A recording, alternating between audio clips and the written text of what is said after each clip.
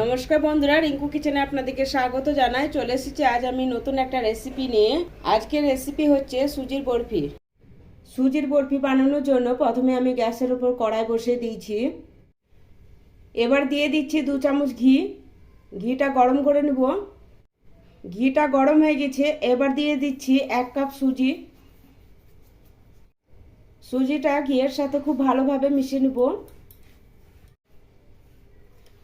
ঘিয়ের বদলে ডালডা ব্যবহার করতে পারেন, তবে ঘি ব্যবহার করলে মিষ্টিটা খেতে ভালো লাগে। সুজিটার কাঁচা গন্ধ চলে যাওয়া অবধি এভাবে নাড়াচাড়া করে ভেজে নিব।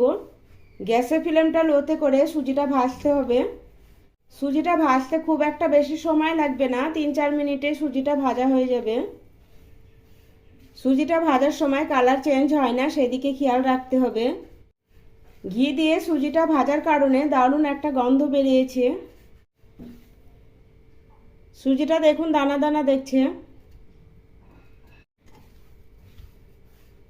4 মিনিট সময় নিয়ে ঘিয়ের সাথে সুজিটা খুব ভালোভাবে ভেজে নিয়েছি। এবার আমি গ্যাস বন্ধ করে দিলাম।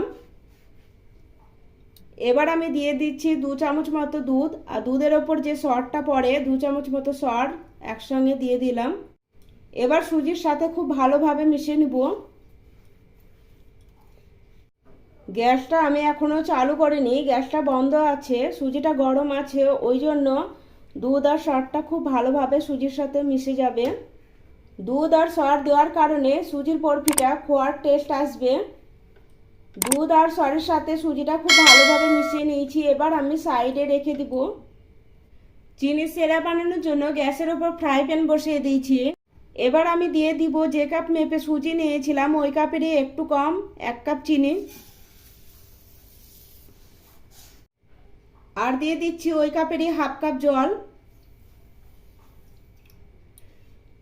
চিনিগুলো জলের সাথে মেল্ট করে নিব। গ্যাসের ফ্লেমটা মিডিয়ামে করে চিনি শিরাটা রান্না করে নিব। চিনিগুলো জলের সাথে খুব ভালোভাবে মেল্ট হয়ে গেছে। চিনির শিরাটা 1 তারের বা 2 তারের প্রয়োজন নেই, চিনির শিরাটা হালকা চিটচিটে হলেই হবে। এবার দিয়ে দিচ্ছি এলাচ গুঁড়ো। এলাচ গুঁড়ো দিয়ে চিনির শিরাটা খুব ভালোভাবে মিশিয়ে নিব। এলাচ গুঁড়ো দেওয়ার কারণে সুজির বরফি টেস্ট ভালো আসবে। চিনির শিরাটা হতে একটু সময় লাগবে, ততক্ষণ আমি সুজির বরফিটা সেট হওয়ার জন্য আমি একটা থালা নিয়ে নিয়েছি। এবার সামান্য পরিমাণে ঘি দিব। ঘিটা থালা চারিদিকে লাগিয়ে দিব, যাতে বরফিটা সেট হওয়ার পরে খুব ভালোভাবে উঠে আসে।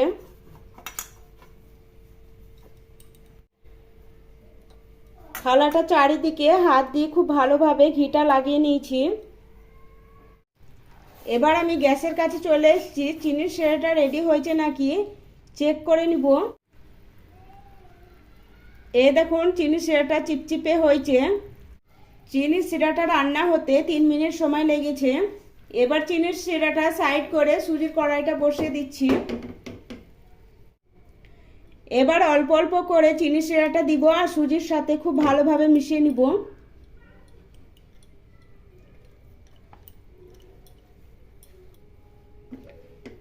একবারে সব চিনির শিরাটা দিব না, অল্প অল্প করে দিব আর সুজির সাথে খুব ভালোভাবে মিশিয়ে নিব। আর এই সময় গ্যাসের ফ্লেমটা লোতে করে সুজিটা চিনির শিরার সাথে নাড়াচাড়া করে মিশিয়ে নিব।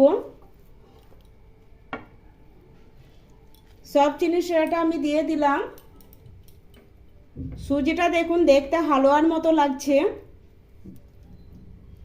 সুজিটা যতক্ষণ কড়াই ছেড়ে না আসছে ততক্ষণ এভাবে নাড়াচাড়া করে সুজিটা রান্না করে নিব। সুজিটা রান্না হতে এই সময় খুব একটা বেশি সময় লাগে না। দেখুন সুজিটা কড়াই ছেড়ে আসছে, মানে সুজিটা আমার খুব ভালোভাবে রান্না হয়ে গেছে। সুজিটা রান্না হতে 3 মিনিট সময় লেগেছে। এবার সুজির মিশ্রণটা নামিয়ে নিব। ঘি লাগিয়ে রেখেছি ওই থালাতে নামিয়ে নিব।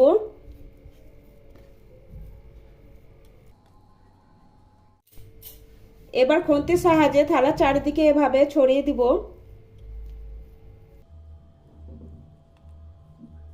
সুজির মিশ্রণটা থালার মধ্যে খুব সুন্দরভাবে ছড়িয়ে দিয়েছি। সুজির বরফিটা দেখতে সুন্দর লাগবে বলে ওপর দিয়ে পেস্তা ছড়িয়ে দিচ্ছি। আর দিচ্ছি আমন্ড বাদাম। সুজির বরফিটা সেট হওয়ার জন্য এভাবে 30 মিনিটের জন্য রেখে দিব। আধ ঘন্টা পর দেখুন সুজিটা খুব ভালোভাবে সেট হয়ে গেছে। এবার একটা চাকুর সাহায্যে ডায়মন্ড শেপে কেটে নিব। আপনারা আপনাদের পছন্দ মতো পিস করে কেটে নিতে পারেন।